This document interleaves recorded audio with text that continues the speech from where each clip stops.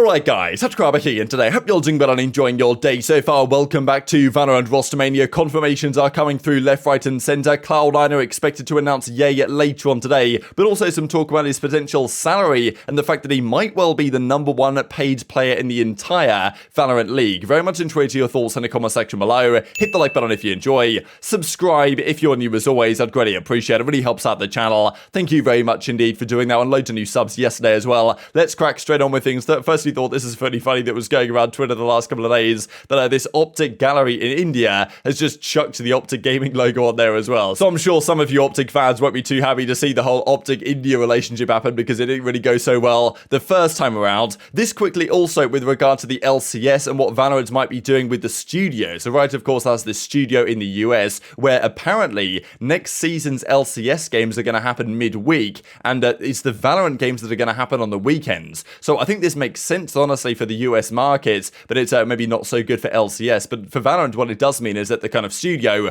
and the Valorant matches will be going on the weekend at that studio. So I think that's honestly pretty good stuff, at least for the Valorant scene. Maybe not so much for the LCS scene, but I suppose, well, it's a give or take process for Riot. This quickly also from Global Esports here. So, I mean, yeah, look at this. We've got 5 different flags for 5 different players potentially going to their team. One of them, the Korean player, we believe it's going to be Texture. That's the present rumor. That, yeah, we've obviously seen some players that have already been signed, and Aaron, of course, also has come over from Xset. But yeah, Texture apparently is going to be another man on their team, so it's all kind of coming together around the world. As I said, the soft roster lock has come through now. The teams have had to say to Riot what their plans are, and therefore probably can announce over the coming days their full teams. That doesn't necessarily mean they can't change anything up at all, but more than likely, if the team has come together with a roster now, that's probably going to be the same when it comes to February, where technically the final roster lock is. Even this quickly from Jing and the Paper X guys, where is our 6th player from? And 4 seconds says Xcurate, right? You guys might know that name from CSGO back in the day. I believe that's the player that they're talking about here, which is pretty interesting because well-known player from that scene back in the day in the Counter-Strike side. Not really sure what he's been up to recently, but there was some rumors even a couple of days ago that he was going to be moving to Valorant, I think. So yeah, one to keep your eyes on. And also confirmation from Fnatic that Leo will officially be joining their team as well. Like the announcement comes through here, they bait the fact that, you know, Middy's going to be the man. Turns out, of course, as expected, Leo is indeed going to be the man. Here he is. So yes, as we thought, Leo to Fnatic, it's official. Cool as well to have like a Swedish player back on Fnatic for the kind of historical nationality reasons and the organization and the way they've been associated with the Swedish scene over time. So thought that was pretty cool. But yeah, Fnatic Leo is now official. Fnatic Chronicle, we guess it will be official soon, but they're also playing this tournament, and as we saw right the other day, that indeed Leo did get leaked in the background here. So this is interesting, right? Pending Riot approval. So I believe all the announcements made so far are kind of pending Riot to say, yeah, actually you can go ahead and do that. And this is the thing around this soft roster log, that the Riot has to give approval. So I'm pretty sure they almost always give approval. I don't really see a good reason why they wouldn't. And we see this in the CDL as well and stuff, when they announce a player, but they say, you know, pending league approval, and then it gets approved and they're good to go. So I guess the league has a veto right over what players get brought in, just in case there's something questionable that can happen. And, you know, we could see that maybe in Ascension or with some other players that might be in consideration, or maybe Ascension is kind of governed in a slightly different and more lax way. But again, that's a Fnatic's team going forward. And also this, because they're playing this tournament out there in Egypt right now, and they've got some ideas. So Durka's going to run the duelist, AlphaJet's going to be on the chamber to explore potential new roles. Leo's going to be on the Sova and the Fade, but is likely to play Flashes next year, giving comfort to our 5th. And Boaster will be pushed to call on the fly. So I think their idea here is they're not really going to come up with too many strats before the tournament. They're just going to go in and Boaster's going to call what he can on the fly, because you could argue that was one of the weaknesses of Fnatic, that when push came to shove, you know, into a deep overtime 14-14, they didn't necessarily quite have the strategic depth, and therefore it came into the timeout of, okay, look, you've just got to come up with something on the fly that's going to work, and that might be one of Boaster's weaknesses they want to work on here. So some good stuff Fnatic are working on to try and become the absolute dominant force that I think they can with this roster going into next season. And this is what I was discussing here from Jake from head of VALORANT Esports. Roster approvals have started going out to teams, excited for the official announcement. So wonder if there's going to be any roster denials, but yeah, this might be the reason why teams haven't been confirmed. They've submitted their team to Riot like yesterday probably, or the day before on the 15th, and now they're all getting confirmed, and therefore announcements coming very soon indeed, as of course some of them already are. This quickly from T1, as Bodork says, T1's 5th player is probably the most unexpected player ever. So I mean, yeah, who could this be? I thought that T1 already already had, I don't know if they just have one import in ban, I think, but I don't know how many more they're allowed. So I wonder exactly how this is going to work, because if it's an unexpected player, you would think that might be from another region, right? But I'm not sure they're allowed to import another player. Like, who knows, you know, could Marved be coming over there? I just mentioned Marved because I have no idea what he's doing elsewhere right now, and even Zom's implied that he's going to take a break or step away, and we don't really know what's happening there, because EG seems unlikely, and maybe it's Ascension for Marved, which would be crazy given the fact that all his other teammates are either going to Cloud9 or to NRG. So yeah, it's a strange set of circumstances. We still don't really have any news on that over the last couple of days. But yeah, definitely tweet your thoughts. Who's T1's 5th player going to be? They're probably going to go down this whole Korean route, but it might be unexpected. And even Autumn from T1 kind of implies that there is something interesting going on here in the replies. Speaking of Cloud9 though, this quickly that they say here, I thought it was funny the fact that they didn't even bother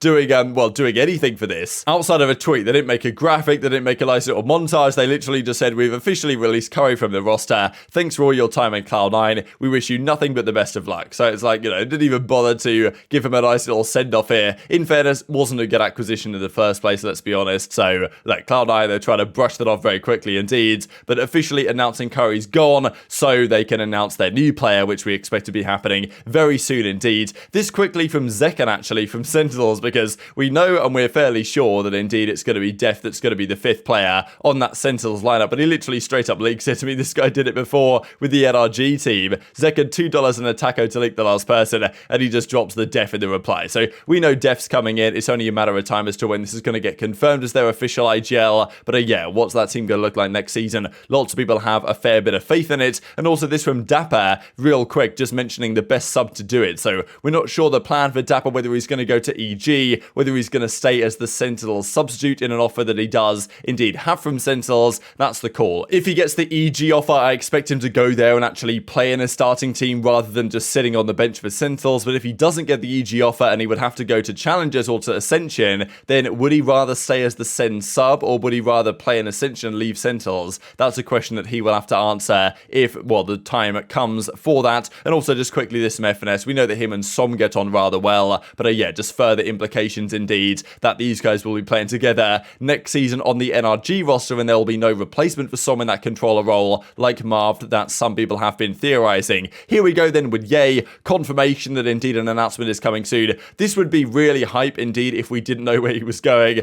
Like, we believe he's going to go to Cloud9, but a great video that he does here. He sits down in the nice jacket in front of the microphone, takes the cowboy hat off, has the, you know, El Diablo in front of him, all the different caps of different shapes, sizes, and colors, and yeah, effectively says announcement coming very imminently indeed. So later today, we expect him to confirm that he is indeed going to be joining Cloud9, and even Vanity says, good luck, man, kind of implying good luck in his next adventures. But of course, we think they're going to be on the same roster for next season. I wanted to share real quick, as George Geddes was talking about Yay and other players, we know that TenZ, I believe, asked for a lot of money for his re-signed contract with the Sentinels, but Yay, you've got to think is up there in terms of salary in the league right now, and George Geddes reckons he's either the highest paid or certainly right up there in the league. Is Yay the highest paid player right now? I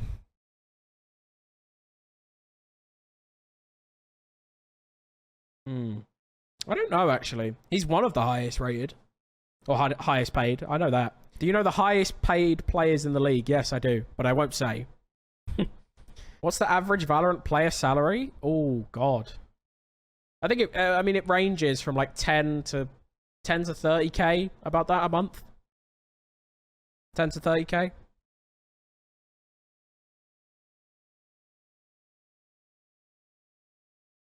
It's about that, yeah. It's about 10 to 30k. This is for like the highest like tier, obviously. In NA. In NA. This is not in Europe. This is in North America. It's about 10 to 30k. About that. And in fairness, I think it's understandable that Yay is getting paid an absolute bag right now, because, look, best player in the world, arguably at the end of last season, didn't quite on OpTic manage to win the World Championship, but got very close indeed, did win an event earlier on in the season, and Yay's consistency was just straight up admirable for any other player trying to emulate his role, or even other roles as well, and was, you know, not necessarily in terms of pure impact, but in terms of output, like Yay was the best in the world. So yeah, it makes sense that he's getting heavily kind of compensated for that. We did see 100 Thieves were probably interested in Yay as well, but it turned out for monetary reasons, they probably preferred to go with Crow, and even Nadeshot said that they thought Crow was just straight up a better fit for their team in terms of the younger guys and the culture and the chemistry and stuff stuff like that as well. But look, I'm sure that maybe there was a bit of a bidding war there, and 100T thought, you know what, if we can get Yay for cheap, let's do it. But of course, it was never going to be cheap, and Cloud9, I'm sure, paid an absolute bag to get him. And look, there was some competition for Yay because he had the $1 million offer apparently from Bleed Esports. So Cloud9 must have paid a lot of money to get him. I wouldn't be surprised if that puts him #1 earnings in the entire league, just because